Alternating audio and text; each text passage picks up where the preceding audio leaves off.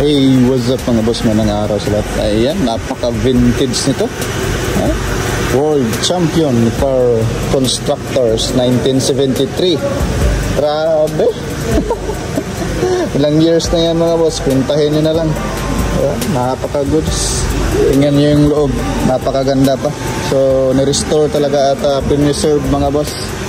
So, ang sasakyan na to is Lotus. Yan, makikita ninyo, England. Yan, so, napaka-solid mga boss. Diba? Dito ka lang ako nakakita. First time ko makakita ng ganito mga boss. Sa washer niya. Parang silupin lang, ano?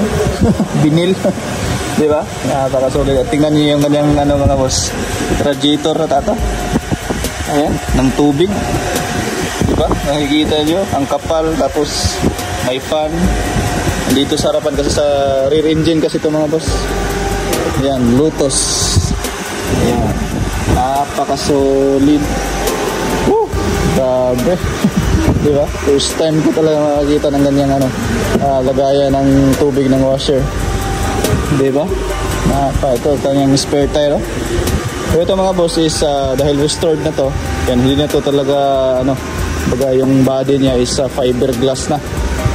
Kita nyo naman kasi nga sa katagalan or kung baga nasisira talaga yung mga niya, bakal, kaya pinalitan na nila ng fiberglass para mas kahit na napakatagal ng unit hindi siya kakalawangin. Yan, di ba?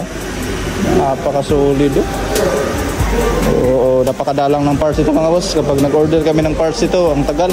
At tingnan nyo naman yan mga boss. Yung shock niya parang shock lang ng motor. Solid. Universal joint yung dito. Oh, solid. Ayan, naka-rear engine pero longitudinal yung kanyang mounting. 4-cylinder. Ayan.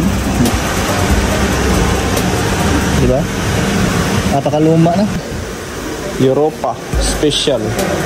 Diba? Andito yung kanyang yung filler neck ng gasolina. Yung dalawa. Diba? Nakita mo? Oh, napaka-vintage mga boss. Diba? Napaka-solid. Diba? Dito nga yung kanyang makina. So, hindi natin siguro buksan. Yung mga boss.